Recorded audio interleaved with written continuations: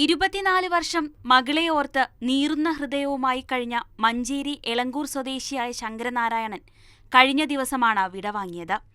മകളുടെ മരണശേഷം താടിയും മുടിയും നീട്ടി വളർത്തി വീടിനകത്ത് കിടക്കാതെ ആരോടും അധികനേരം സംസാരിക്കാതെ നടന്ന ഒരു അച്ഛൻ. ഒടുവിൽ പ്രതി ജാമ്യത്തിലിറങ്ങിയപ്പോൾ സുഹൃത്തുക്കളുടെ സഹായത്തോടെ മദ്യപാന കമ്പനിയിലേക്ക് വിളിച്ചുകൊണ്ടുവന്ന് വെടിവെച്ചുകൊന്ന് പ്രതികാരം ചെയ്ത അച്ഛൻ. ശങ്കരനാരായണനെ മലയാളികൾ അത്ര പെട്ടെന്ന് മറക്കാനിടയില്ല.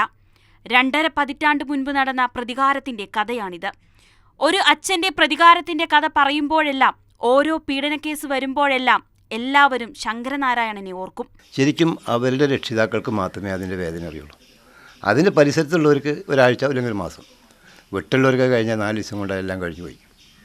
അതാണിപ്പോൾ നമുക്കെല്ലാം മനസ്സിലാവുന്നത്. എനിക്കെന്നെ മനസ്സിൽ തോന്നുന്നു വെച്ചെങ്കിൽ നമുക്ക് രക്തം തിളക്കുകയാണ് ചെയ്യുക. അതായത് എനിക്ക് അത് വന്നൊരു അനുഭവം തന്നെ എല്ലാ രക്ഷിതാക്കൾക്കും ഓരോ രക്ഷിതാക്കൾക്കും വരുന്നത്.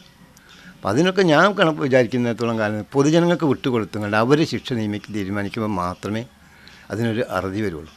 മകളെ പീഡിപ്പിച്ചു കൊന്നവനെ വെടിവെച്ചു കൊന്ന അച്ഛൻ, അങ്ങനെ വേണം അച്ഛനായാലെന്ന് രോഷത്തോടെ പറയും. ആ ശങ്കരനാരായണനാണ് ഇന്നലെ രാത്രി വിടവാങ്ങിയത്. 2001 ഫെബ്രുവരി 9 കൃഷ്ണപ്രിയ കൊല്ലപ്പെട്ടത്.